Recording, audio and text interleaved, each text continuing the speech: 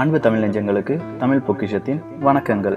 எல்லோருக்கும் பிடித்தமான உணவு இல்லாட்டி ஹைஜீனிக்கான உணவு அப்படின்னாலே எல்லோரும் ரெக்கமெண்ட் பண்ணுறது ஃப்ரூட்ஸை தான். அப்படி உள்ள ஒரு ஃப்ரூட்ஸை நம்ம வீட்டில் வளர்க்கணும் அப்படிங்கிறது எல்லோருடைய ஒரு கனவாகத்தான் இருக்குது. ஆனால் ஒரே மரத்தில் 250 வகையான ஆப்பிளை வளர்த்த ஒருவரை பற்றி தான் தமிழ் பொக்கிஷம் வழியாக பார்க்க இருக்கிறோம். வாருங்கள் பார்க்கலாம். ஜெர்மனியில் உள்ள வெஸ்ட் சாஸ்கஸ் பகுதியில் சித்ஹாம் என்ற இடத்தை சேர்ந்தவர் பவுல் பார்னட். இவரது வயது 40.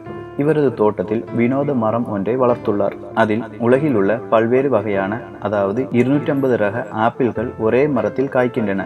இந்த மரம் தற்போது ஜெர்மனியில் மிகவும் பிரபலமடைந்துள்ளது. இது குறித்து பவுல் பார்னட் கூறுகையில், நான் ஆரம்பத்தில் ஒரு நர்சரியில் தோட்டக்காரனாக பணிபுரிந்தேன். அந்த நர்சரி பல ஏக்கர் பரப்புடைய நிலப்பரப்பில் அமைந்திருக்கும். அதில் ஒரு வரிசையில் சுமார் 90 ஆப்பிள் மரங்கள் நடப்பட்டிருக்கும். அப்போதிருந்தே நான் ஆப்பிள் மரங்களை வளர்க்க வேண்டும் என்று விரும்பினேன். ஆனால் அவ்வளவு மரங்களை வளர்ப்பதற்கு ஏற்ற பரந்த நிலப்பரப்பு என்னிடம் இல்லை.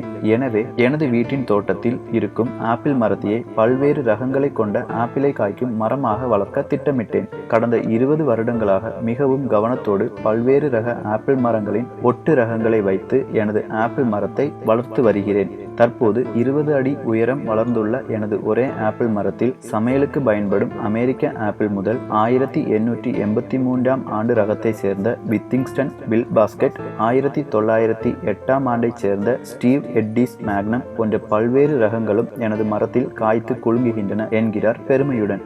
இவரது மரத்தில் காய்க்கும் ஆப்பிள்களை பொதுமக்கள் வந்து ஆர்வத்துடன் பார்த்து வாங்கி சுவைத்து நன்றாக இருப்பதாக பாராட்டுகின்றனர்.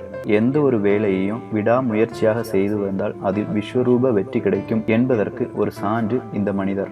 இதுபோல உலகளாவிய எண்ணிலடங்கா சுவாரஸ்ய தகவல்களை தமிழ் பொக்கிஷம் வழியாக தெரிந்து கொள்ள தமிழ் பொக்கிஷம் சேனலை சப்ஸ்கிரைப் பண்ணுங்க. உங்க நண்பர்களுக்கு இந்த சேனலை பத்தி தெரியப்படுத்துங்க. என் வீடியோஸ் எல்லாத்தையும் பார்த்து லைக் பண்ணுங்க, கமெண்ட் பண்ணுங்க, ஷேர் பண்ணுங்க. கண்டிப்பா சப்ஸ்கிரைப் பண்ண மறந்துடாதீங்க ப்ளீஸ். நன்றி, வணக்கம்.